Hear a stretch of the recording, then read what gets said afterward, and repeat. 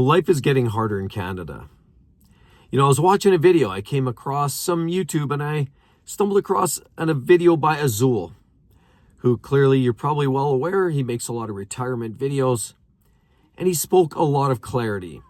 And I couldn't agree 100%, 125% to what he's saying is entirely accurate. From what I've seen, how life is getting harder in Canada.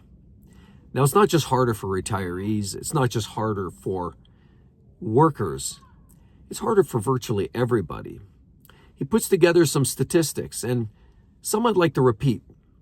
When you think about the real GDP, the per capita, the gross domestic product, is a great measure of, the cost of living, the earnings versus the cost of living numbers. We've seen even the cost of buying a home in Canada has gone out of this world. I think back in 1974, when my parents bought their house, they paid about 20 grand. Well, my dad was making about $30,000 a year. So he was virtually par. But they say back in 1980, that the number was about 3.2 times, I believe, as Sewell reported. Okay, so that means, in other words, 3 years to work to pay for your house, essentially, or 3.2 years. That number has been creeping up ever since, and now the latest numbers are up around close to 7 times. A clear indication that things are not well. I mean, we know we're losing grasp and the reach of inflation. It's a tough thing to comprehend, but that's just the reality. Our salaries, our wages aren't keeping up the way we'd like them to be. Another number that he had thrown out there was unemployment rate. I mean, I can speak certainly as a Canadian. I see it everywhere. I know people, my brother's unemployed. I know a lot of people that clearly are unemployed right now. And a lot of them are actively looking for work. And it's tough. I know a lot of people are, were let go at the time I was let go.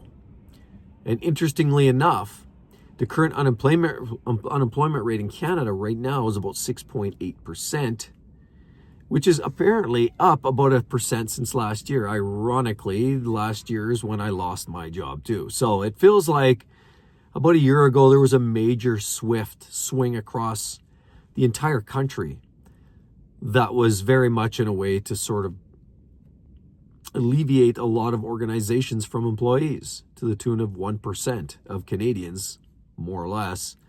We've seen some pretty stagnant changes, pretty impressive changes, I might say.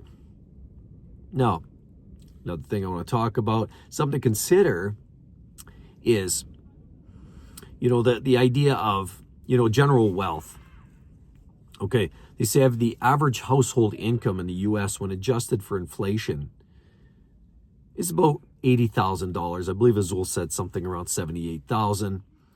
My latest statistic pulling up, I'm seeing around $80,000 for American household. That's, 2 spouses working together, combined household income about $80,000. Well, Canadians, I'm looking at the numbers are around $106,000 before taxes. After taxes, adjusted for inflation, is closer to $70,000. So Canadians don't make the earnings that even Americans are making, and that's at Canadian dollars. Something to think about.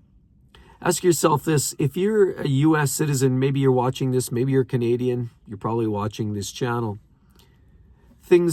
Mere things, not just the cost of a house. I mean, you look at big cities like Toronto, where the average house is around 1.2 million. Vancouver, the average house is about 1.7 million. And so some of the big key areas in this country, real estate has literally gotten out of control. It's so bad, in fact, that many people struggle to even find a place to live. Housing is a real concern here in Canada. And so when we think about just the overall cost of living, I know some comments from the video there were geared around general cost of living and housing, but I see that. I feel it every single day. And a lot of people focus on the idea of cost of living and how can you make ends meet, but it's really more than that. It's more than just the house. You think about your cell phone, simple as that. To me, those are the little markers. Everybody talks about core inflation rates. Everybody talks about, You know, the inflationary numbers and what they measure, a certain type of food, they measure certain parts of our life that they measure and quantify and mark that versus, you know, year on year and say, hey, we've measured our inflation increases X, Y, and Z. But what we actually are finding is that I've got a cell phone plan. I'm paying $140 a month for the cell phone. That's anybody who's, you know, Canadian, and we can certainly appreciate that there's very much almost a monopoly. There's really only a couple of major cell phone carriers, and then the few others that are out there, the outliers, are these small little outliers. They're just that. And they're extensions of the big players. So when Canadians think that they've got plans and they shop around in the mall and they see these little, without kind of dropping names, they see these little outlying service providers. A lot of them are based on the big players, and they're just rebadged and remarketed as a different player. But in reality, there is much more of a monopoly than you realize. The same thing goes with the food industry. I mean, I went down and bought a package of chicken breasts the other day, skinless, boneless chicken breasts. And I think there was 5 in that package, and it cost me $23. How does that make any sense? Cars, okay? You know, American can pay, you know, an average for, you know, an average vehicle might be in that $40,000, $50,000 range. We know the average transaction price right now is around $48,000 in the US, and they say about 20% of car loans today are up to $1,000 a month or beyond. But I'll tell you right now, I know in Canada, unless you're buying an old used car, even the cheapest, lowest cost cars on the market, you know, when American citizens think, you know, 20 grand is sort of that cutoff point where you're sort of hovering on that line of that real cheap entry-level car, a little Mitsubishi Mirage or something small. That same car in Canada is closer to $30,000. You see, so average transaction price in the US might be $48,000. Average transaction price in Canada is more like $60,000, $70,000. Where they say 20% of buyers are paying over $1,000 a month for a car loan. It's much higher in Canada. Most people I speak to who buy a new car, actually new car, are stuck paying $1,200, $1,500 a month and beyond. Now, all this keeping in mind the fact that there's some statistics also showing that because our GDP per capita is deteriorating so bad in Canada, they're saying the richest province in Canada, being Ontario, you know, it's the most densely populated. It has the most stroke when it comes to voting. It has the most volume of people, certainly is the so-called, as they say, center of the universe in Canada. You know, I'm not from there. I'm clearly from Alberta, but a lot of people are saying the numbers, based on the numbers, that Ontario, being one of the richest or the richest province, has deteriorated to the point where it's poorer now. There's more poverty, there's more crime, there's more homelessness in Ontario than there is in the poorest state, which is Mississippi in the United States. And with that said, if that's a bit of an indication, I know Canadians know because we're in it, we're living it, we're breathing it. And a lot of American citizens, we know they're going through some hardships. We know retirement is not easy. It's not easy in Canada. It's certainly not easy in the US either. And a lot of people kind of have this notion, I'll never retire. I'll retire, you know, on the crapper at work, or I'll retire at my desk when, you know, I fall over. A lot of people are starting to almost accept that, because even pensions, back, you know, a few decades ago, they said in the US about 40% of workers out there had access to some sort of a pension plan, formal pension, employer pension plan. But that's not absolutely happening today. We've lost the mass majority of that access. And most of that now really has been reduced unless you work for the government. And I know there's this ongoing assumption that, you know, we have health care. But most Canadians would accept now the fact that healthcare is not what it used to be. It's not what it was 10 years ago. It's very difficult to find yourself a personal doctor, a family doctor. Very few are taking new clients. There's just an overabundance of people to see a smaller, shrinking group of doctors. Hospitals are overloaded. So the medical system is certainly overloaded. Is it accessible? Yes. Does it help? Absolutely. I know in the US, even a small thing, you slip, you fall, you break an arm, that could cost you thousands of dollars. You have a baby, that could cost you thousands of dollars. You have some other unexpected medical condition that can cost you a lot of money, and it can drain your bank account. The flip side is in Canada, we don't have a lot of those costs to incur. I mean, sure, you got to go see the dentist. You're still got to pay for a root canal or a pull a tooth, or you need glasses. You still have to pay for that. Those are extended benefits you might get with your employer, if your employer happens to be one of those that actually provides some of those benefits. So we do have access to healthcare, but it's not great. It's not amazing. It's not uncommon to have to sit for 12, 14 hours in a waiting room just to see a doctor for them to push you through and usher you out there in a hurry. And it feels like they're always in and out and you don't even have time. I've gone to see doctors and you feel like you're bothering them. You're having these conversations and they're kind of trying to, they look agitated. I've had many of these already where you're trying to explain something or a concern or ask a question, and it feels very much like they're agitated, like they're bothered. So you stop asking questions and you just kind of go with the flow and then just leave. See, that's the sort of system that I've been finding that we've had more of these days. And so it's there, but it is paid for because our tax system is pretty taxing. On the U.S. side, we all pay taxes. American citizens, Canadian citizens, we all pay taxes. Pretty significant numbers of taxes, but the overall buying power of Canadians is shrinking much quicker than it is even in the US, if you can believe that.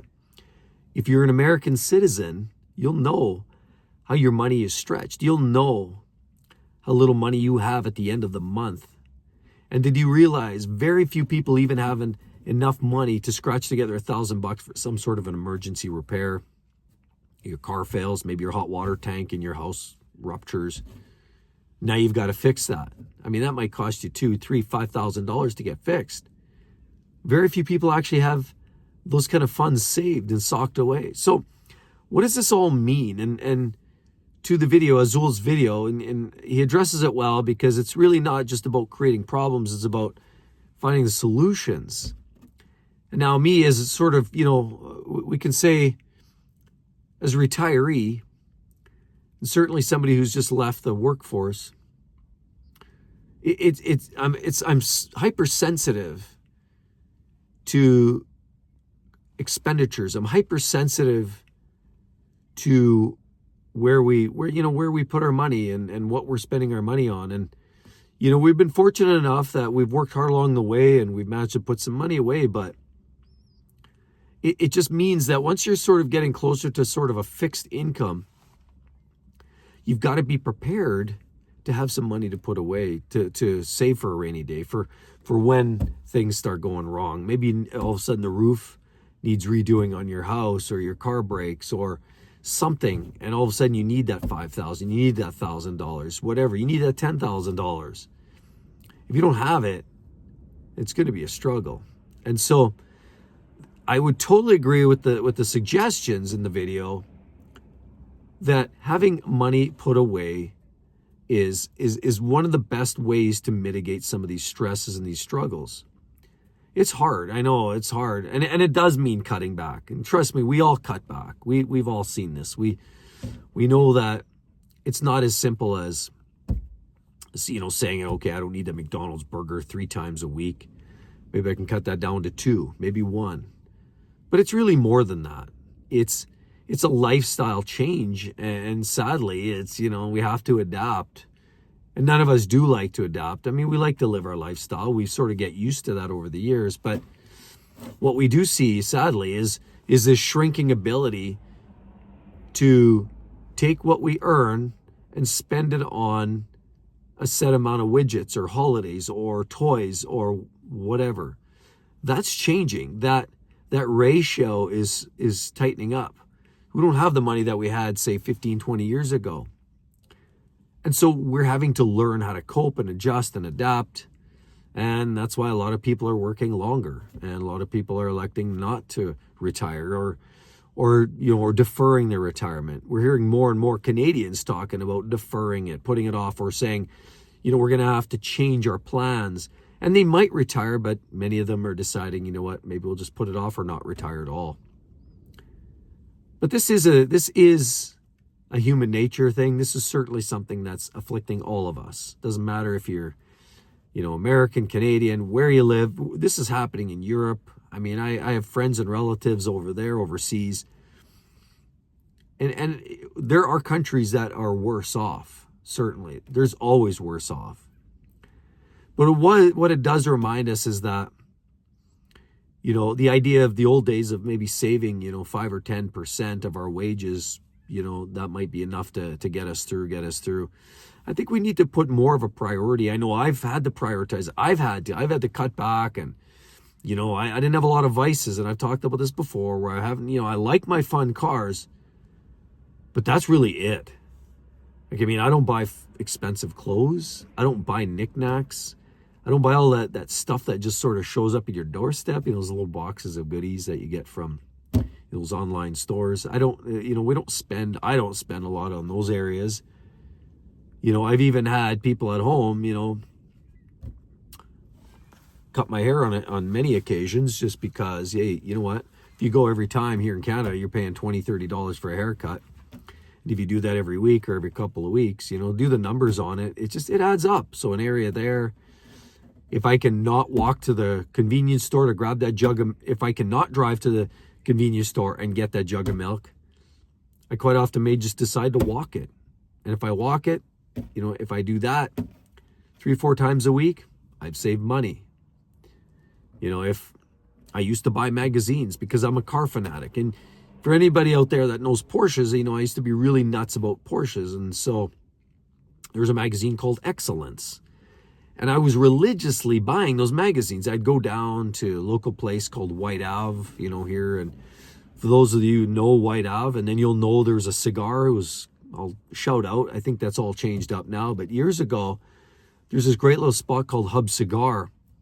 And they were a local chic kind of a little cigar place. And they sold all these specialty cigars and supplies. And they also sold, they had the biggest selection of magazines that you could possibly get your hands on. Well, I was virtually religious about being there every month to get my next episode of Excellence. Could you do subscription? Could you save a few dollars? Sure, on both. But it was just sort of it was a little bit of a event, if you will, for me to take that trip down to White Ave, have a look around. Hey, the new shiny edition. All right, June's edition of Excellence is out, and I'm buying it. So, other than that, didn't have a lot of vices. And I've sort of learned along the way because of advice and, suggestions from relatives and others that I know that are extremely frugal, that, you've got to live life. And I do. And certainly the cars are one area, and my wife loves traveling. And we found the best way to sort of manage those is making them priorities. As best we can without going overboard and affecting too much of our savings, too much pensions, too much of any of that.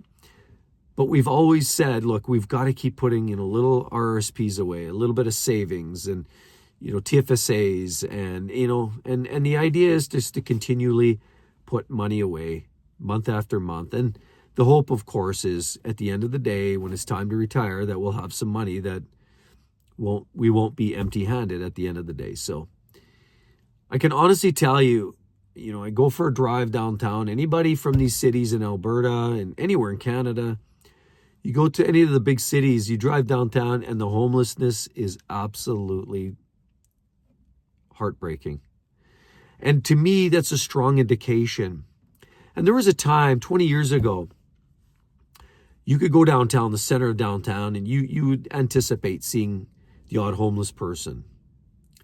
But now that is so densely populated in the downtown areas, it's now expanding out to the rurals and the burbs and these areas that are that were out in the outskirts, these newer subdivisions, these newer areas with, with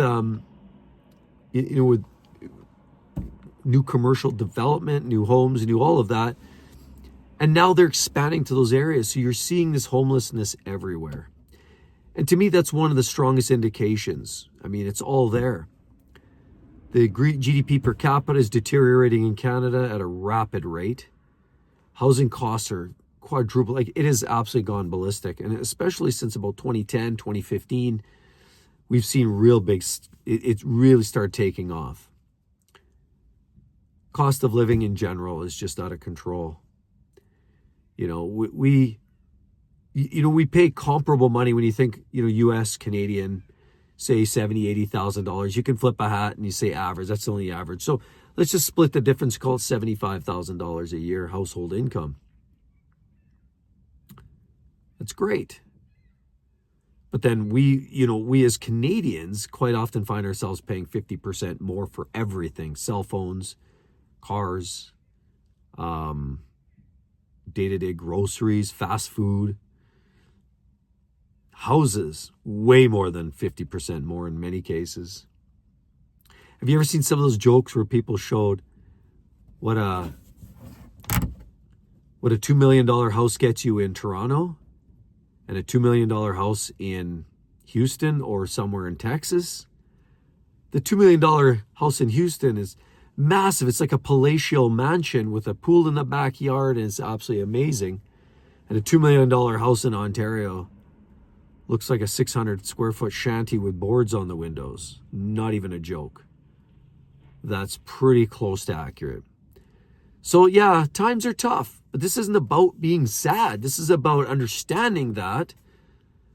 And the best way we can get control of that and grip of that is taking control of our lives, taking control of our finances, not relying on the government to take care of us so much, because we know pensions are getting shriveled back. They're pushing back the dates on retirement. I mean, Canada, they're constantly debating that. US, they're debating. I mean, in Europe, it's changing. It's changing everywhere. So we can't necessarily rely on those. Those are nothing more than backboards or a bit of a safety net, but they're not really there to provide us with significant income and earnings in our golden years. So the idea is to take control. Take control. That's what I've learned. I've always learned to take control. You can't be passive. And so being passive when it comes time to invest in your own future, knowing that, okay, if you're 50 or 55, you know what? Maybe you plan to retire at 60, 65. What is it going to take to get me there? Start thinking about those things. If you haven't already started planning from earlier on, by the time you're 50, it's almost too late, but you can help protect yourself and you could focus and double down. And maybe it's time to sell that extra property or trim back on expenditures or, maybe skip on that next new car. There's ways to take control, and everybody's got their own scenario. But that's one thing that I found is about the only way to mitigate this. Because with a longer arm, stronger fingers reaching into our pockets for things like capital gains, federal, provincial income taxes, carbon taxes, luxury taxes, and just about every tax under the sun, you've got to take control. So hope some of this inspires you. And it's not a time to be sad. It's a time to just for an awakening and just understand that you can live life. You can enjoy freedom. You've just got to take control of your life. But you definitely want to find out what my dad told me. Some of his last words, very inspiring for me. Very popular video. Hope to see each and every one of you real soon. Bye-bye.